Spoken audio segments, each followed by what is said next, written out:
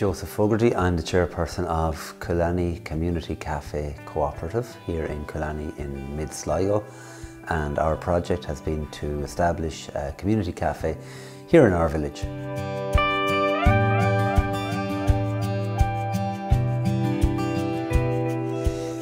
It was the rapid population growth, the fact that we'd had 11 housing estates built here in the village. It had been transformed in the construction boom of the late 90s, early 2000s, and there was a very large and new population who had little to connect ourselves together, really. We were all living in the same place, but there wasn't the normal ties of, let's say, family or history really in the place. So we were all living within the same area, but a lot of people didn't know one another. So we felt, well, a community cafe could help bring people together and knit together a stronger community.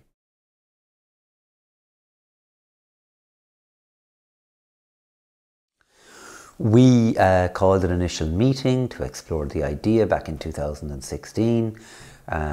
We put together a working group to start up an original pop-up community cafe to try it out. We ran that for a few seasons, and then based on the success of that, we began to look for funding for a permanent community cafe.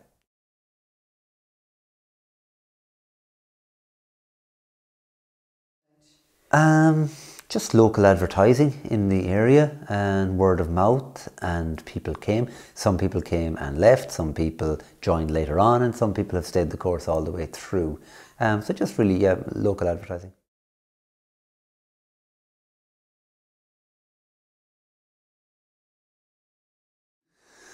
Let me see. You need to be able to, people need to feel the love. If they're going to volunteer and give their time, they need to feel the love and whatever their contribution is. So that's something. You need to be inclusive of people and make people feel welcome to get involved. You need organisation and you need delegation if the project is going to be sustainable over, if it's going to stay the course.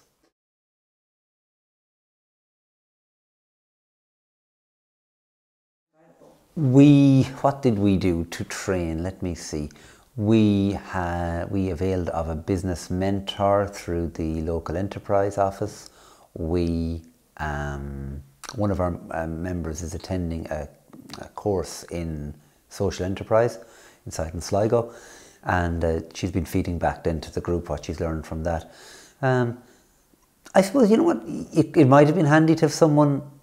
Now that we'd say in our case there are community cafes up and down the country, it might have been handy if we were able to reach out to one person who would hold our hand through the initial stage. But you do need to go through that yourself. No one can make a success of it for you. You're going to have to just hold that commitment to it.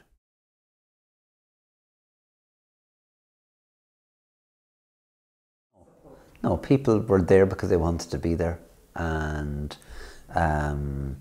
you know, you're dealing with volunteers, and so you have to be mindful of that people are giving of their time. But I think once people see progress and they see development in it, then they're heartened and they row in behind it. And the idea, it'll kind of stand or fall on whether there's a need for it. If there's no need for it, if it's a hollow idea or a vain idea, it won't succeed. But as they say, there's nothing as powerful as an idea whose time has come.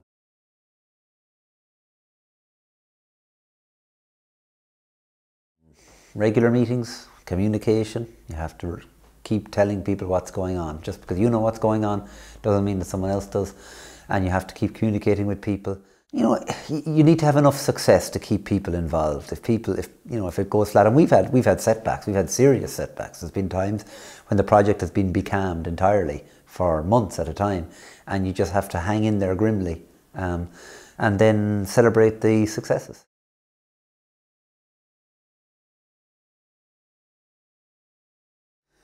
What's been invested in it?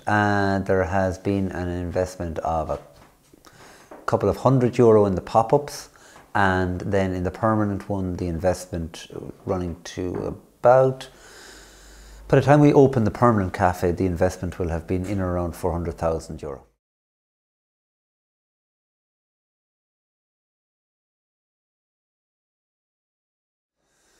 Well, the capital one is the one we're sort of focused on at the moment. And we financed that through government grants, the Town and Village Renewal Scheme and the Leader project, the Leader Fund. But simultaneous with that, we're also trying to raise money within the co-op to finance the ongoing running costs of the project. Once we open our doors, we're going to need some money. So that's down to local fundraising.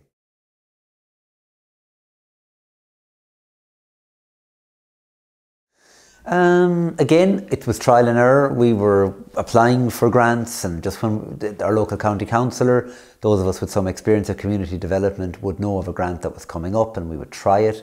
And I mean, we've been extremely fortunate in getting €200,000 through the Town and Village grant, which was the maximum you could get, and a further 150,000 through the through Sligo Leader. So we can't complain. But we filled out 3 or 4 more grant applications we didn't get. That all takes time, and you have to be prepared to work at that. It's work that other people won't see. It has nothing to do with actual making tea or buns or cake. It's just background admin.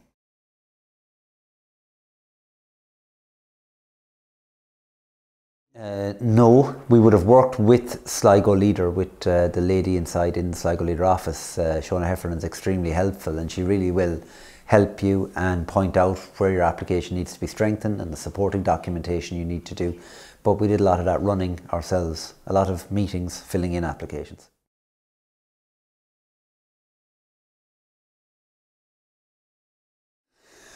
We hope it will be.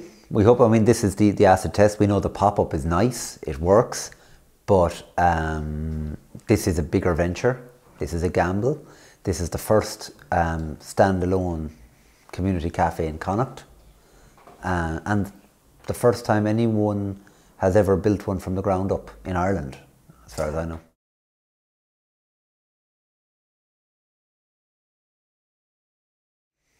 We know Sligo Leader. We'd have a relationship with them. We'd know the people in the office. They've given our community money for grants down the years, and so we know them, yeah.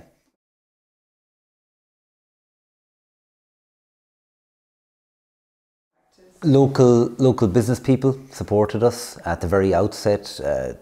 2 or 3 local business people put €400 each on the table for us, which was fantastic seed capital. And then we had a donation of tables and chairs from the Guinness Storehouse in Dublin, and things like that, and people gifted us crockery and cups and sauces and things like that. So that seed capital was fantastic from the very outset. Like, we've been lucky.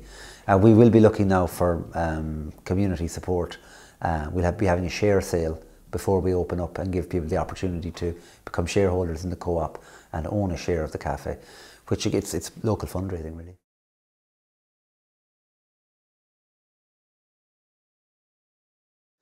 Yeah, the building is owned by Coolaney Development Company.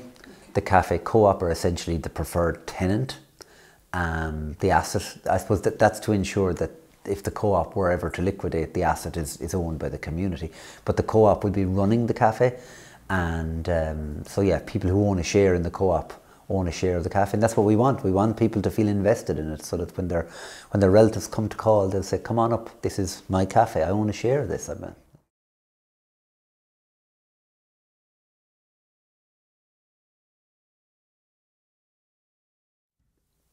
Fundraise enough money yourself to get your accounts audited, and after that stop trying to raise all the money yourself. Tap into the funding streams, because how would we ever fundraise 350,000? We couldn't, with the best will in the world. So what you do is you fundraise enough money to get your accounts audited, and that allows you access the official revenue streams. That's one thing.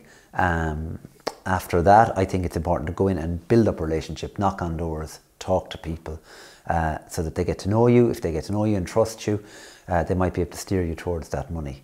Because communities have to access it. You can't keep holding raffles and cake sales to try to raise the serious money.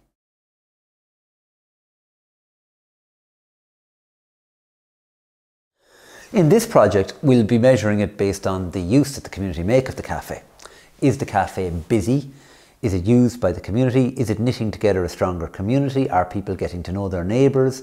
Have people who live on their own a place to call into? Have the young people a place to hang out in? Do visitors have a place to drop into? Is it thriving? And we'll be measuring it, I suppose, on a dual metric. There'll be It needs to be economically viable and made to stay open and pay its way. But secondly, it needs to be a social success. If it's making loads of money and the local people never go into it because it's too expensive or it's just not geared to them, then it hasn't achieved what we wanted it to do. So it has to try to build a stronger community.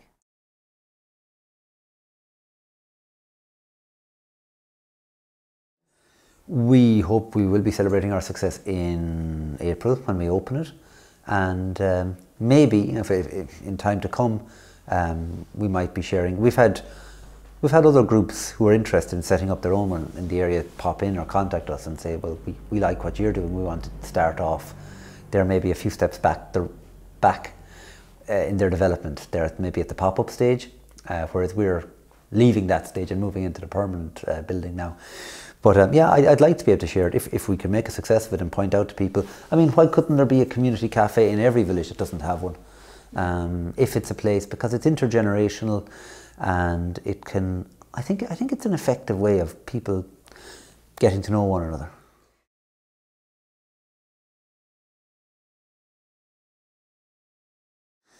Well, in our case, we had to collaborate with people within the community, let's say, for starters. So we would have had to collaborate with the trustees in the community who owned the land that we wanted to develop. We had to collaborate with Coolaney Development Company because they were the group with the audited accounts who could apply for the money, not the co-op. We didn't have audited accounts for 3 years, so we couldn't actually access any funding. We had to work with the development company and convince them of the merit of the project and get them to buy into it. So that was the kind of collaboration we had to do, and it's been successful.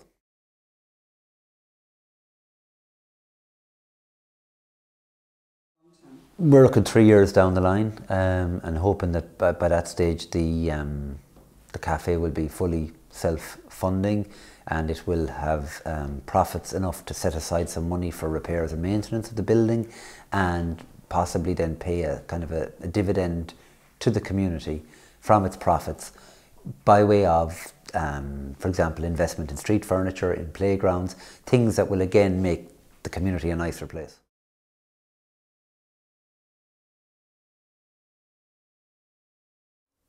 I suppose I'll go back to the first thing I said. If you want to involve people, they need to feel the love. They need to be brought along with you.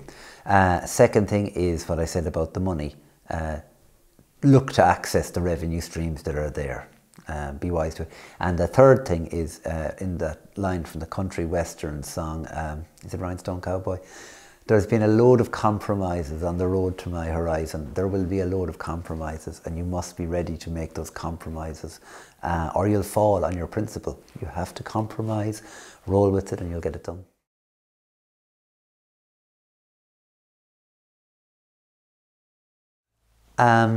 Ireland's first purpose-built community cafe standing in our village. That's something people feel proud of, something visitors call out to see. How did this community do it? And that we look back in 20 years' time and say, we put that there, and it has brought our community closer together. And people have met there and fallen in love, and they have had their chats, and young people have met one another, and the elderly have found comfort there and found company. That'll be a wonderful success.